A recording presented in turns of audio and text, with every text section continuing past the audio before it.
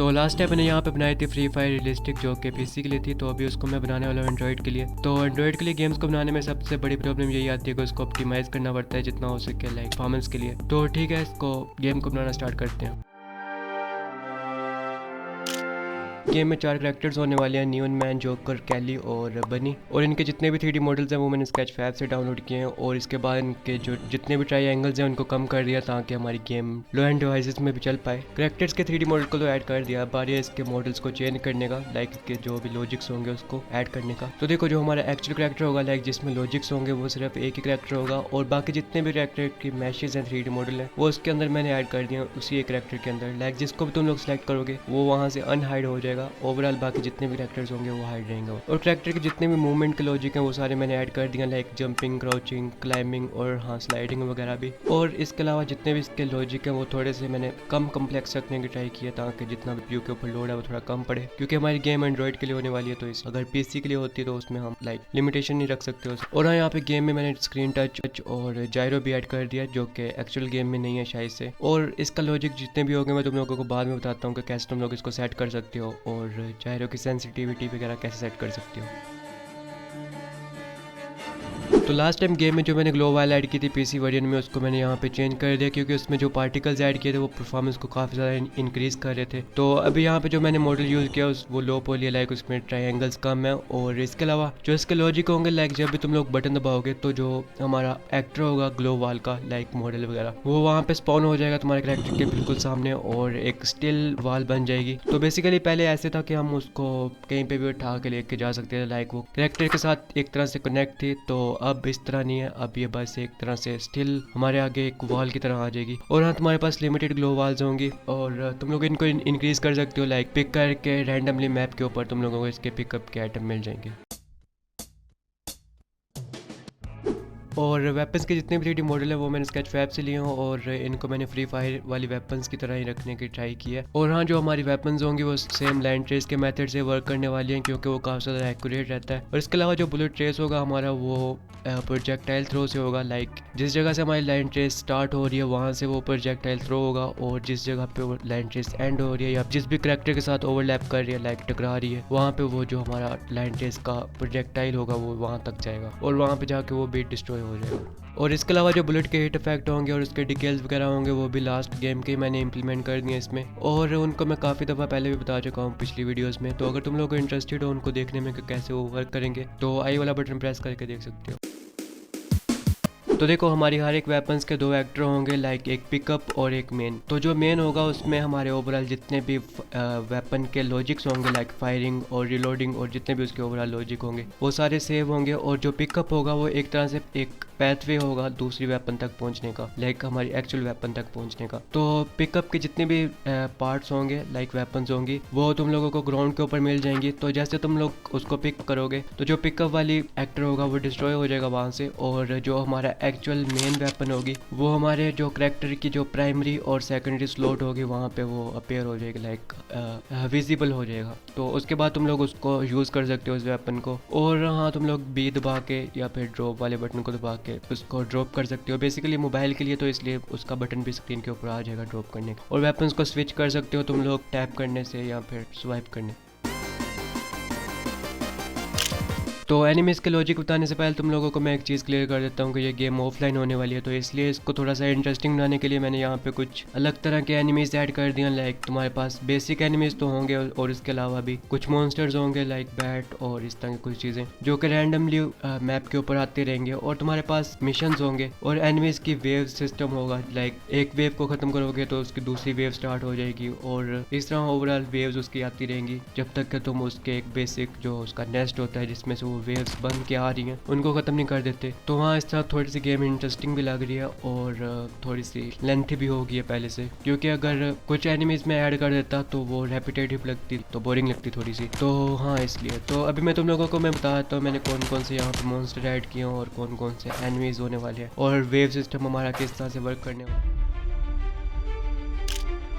तो स्टार्ट करते हैं अपने पंपकिन हुल्क से। हाँ, इसका नाम थोड़ा सा अजीब है, लेकिन ये हमारा बॉस एनिमी होने वाला है गेम में। तो जो कि रैंडमली कुछ एनिमीज की वेव के बाद हमारे ऊपर स्पॉन होता रहेगा, लाइक हमारे प्लेयर के ऊपर स्पॉन होता रहेगा। और इसके दो अटैक होने वाले हैं, क्लोज रेंज और लॉन्ग रेंज। तो क्लोज रेंज में ये तुम्हारे ऊपर 2 से 3 मीटर के फासले पे अटैक करेगा, लाइक तुम्हारे प्लेयर के ऊपर। और लॉन्ग रेंज में 900 यूनिट्स के राउंड करेगा, लाइक उसी में अटैक करेगा। तो लॉन्ग रेंज में असल में ये तुम्हारे ऊपर जंप करके अटैक करने आएगा, और क्लोज रेंज में तुम्हारे ऊपर सामने से बस अटैक करेगा। और जो प्लेयर को डैमेज करने का लॉजिक है वो भी तुम लोगों को मैं बता देता हूँ। तो जैसे ये तुम्हारे पास आ जाएगा क्लोज रेंज में, तो ये एक मोन्टाज प्ले करेगा। तो एक मोन्टाज में एक नोटिफाई होगा, और नोटिफाई से एक इवेंट कॉल होगा, और इवेंट कॉल होगा तो उससे एक स्फेयर बन जाएगा तुम्हारे प्लेयर के अराउंड। और अगर हमारा जो प्लेयर है उसके अंदर आ रहा है तो उसके ऊपर डैमेज अप्लाई हो जाएगा।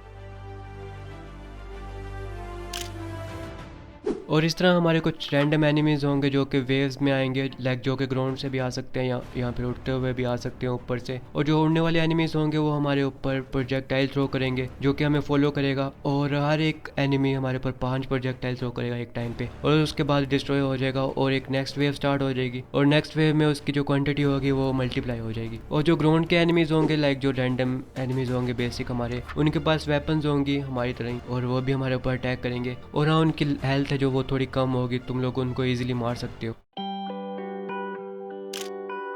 तो अभी हम आ चुके हैं सबसे इंपॉर्टेंट चीज़ पे, जो कि है गेम का मैप। लाइक इसी के ऊपर हमारी 50 to 70% गेम इसी पे डिपेंड करती है, लाइक उसकी गेम की लुक और ऑप्टिमाइजेशन और सारी चीज़ें इसी पे डिपेंड करती है। ओवरऑल जितने भी हमारे मिशन है वो, तो देखो हमारी जितनी भी बिल्डिंग है गेम की, वो मैंने ओल्ड पीक मैप से लिया और उसको स्केच फैब से मैंने डाउनलोड किया। और उसके बाद इनको ब्लेंडर से हर एक बिल्डिंग को अलग से मैंने इसमें लगा दिया, जिसमें काफ़ी ज़्यादा टाइम लगा मुझे, क्योंकि मैप को बनाने में ज़्यादा टाइम लगता है बेसिकली। तो इसकी जितनी भी बिल्डिंग्स हैं उनको मैंने रैंडमली मैप के ऊपर लगा दिया, और इसके टावर और जितनी भी सारी चीज़ें हम उनको सारी चीज़ों को लगा दिया। और हाँ, इनकी जितनी भी कोलिजन्स हैं उनको भी सेट कर दिया। और मैंने कोलिजन्स को कम से कम ट्रायंगल्स के साथ ऐड किया, ताकि गेम की जो परफॉर्मेंस है वो इतनी ज़्यादा बढ़े। और हर बिल्डिंग में मैंने 6 LODs लगा दिए हैं, और LOD लेवल ऑफ डिटेल को कहते हैं। लाइक तो देखो जो हमारा प्लेयर है उसमें उसका और एक बिल्डिंग का डिस्टेंस अगर जितना बड़ा, LODs उसकी उतनी ज़्यादा कम होती जाएंगी। और जितनी LODs कम होती जाएंगी, इसका मतलब है उस बिल्डिंग के जो रेजोल्यूशन है वो उतने ज़्यादा कम होते जाएंगे, और एक पॉइंट पे आके वो बिल्डिंग बिल्कुल एक लो रेजोल्यूशन हो जाएगी, और जिससे हमारे CPU के ऊपर इतना ज़्यादा लोड नहीं पड़ेगा। और इसके अलावा मैंने ड्रॉ कॉल भी लगा दिया इसमें, लाइक जो कि हर बिल्डिंग का डिफरेंट होने वाला है। किसी का 10,000 और 12,000 एक डिस्टेंस पे आके वो बिल्डिंग वहाँ से मैप से रिमूव हो जाएगी, जिससे हमारी गेम के ऊपर जो लोड है वो कम हो जाएगा उसका।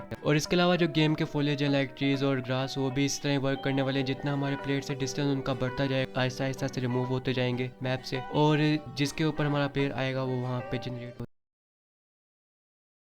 तो देखो गेम को स्टार्टिंग से मैंने ऑप्टिमाइज रखने की ट्राई किया, लेकिन इसके अलावा फिर भी मैंने जितने भी लाइट सोर्स हैं गेम के उनको सारी को स्टैटिक रख दिया, लाइक वो मूवेबल नहीं है, और जितनी भी लाइट होगी हमारी वो दोबारा से जनरेट नहीं होगी, एक ही तरह से वो बेक्ड है पहले से। और इसके अलावा जितने भी हमारे लाइट सोर्स हैं ऊपर से, लाइक जो सन है, और इसके अलावा जितने भी और लाइट सोर्स होंगे, उससे कोई भी हमारा शेडो नहीं बनेगा, क्योंकि शेडो डलने से जो हमारी गेम की परफॉर्मेंस है वो काफ़ी ज़्यादा लो हो जाती है। और इसके अलावा जो गेम के टेक्सचर होंगे, जितने भी हमारे ऑब्जेक्ट होंगे उनके टेक्सचर होंगे, उनको भी मैंने लोवेस्ट रेजोल्यूशन पे सेट कर दिया। और इसके अलावा तुम लोग अगर फिर भी तुम्हारी गेम लैग कर रही है तो तुम लोग सेटिंग से उसके रेजोल्यूशन को और ज़्यादा लो कर सकते हो। तो जो कि सेटिंग भी मैं तुम लोगों को बताता हूँ कैसे मैंने ऐड की है इसमें।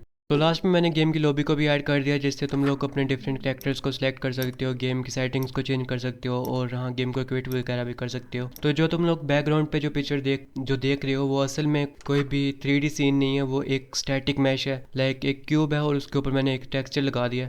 तो असल में मैं 3D सीन भी बना सकता था पीछे, लेकिन उससे गेम की जो परफॉर्मेंस है वो काफ़ी ज़्यादा स्लो हो जाती, तो इसलिए मैंने एक स्टैटिक मैश लगा दिया बस। और इससे ऐसा फील हो रहा है कि जैसे एक पीछे 3D सीन है।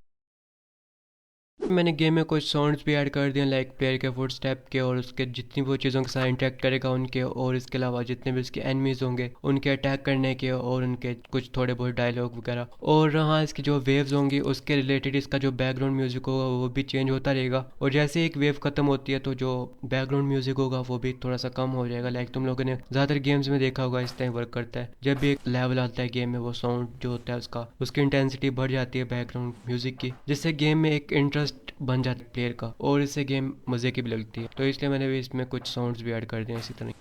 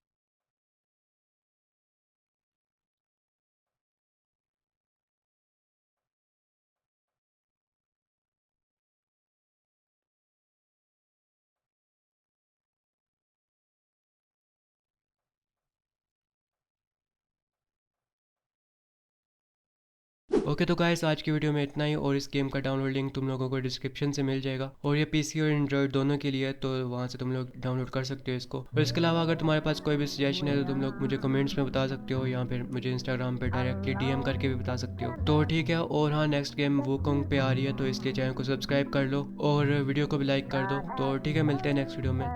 आया है खत मेरे नाम लेकिन उस पर किसी का नाम नहीं है। अब पढ़ना शुरू किया तो पता लगा कोई आम पैगाम नहीं है।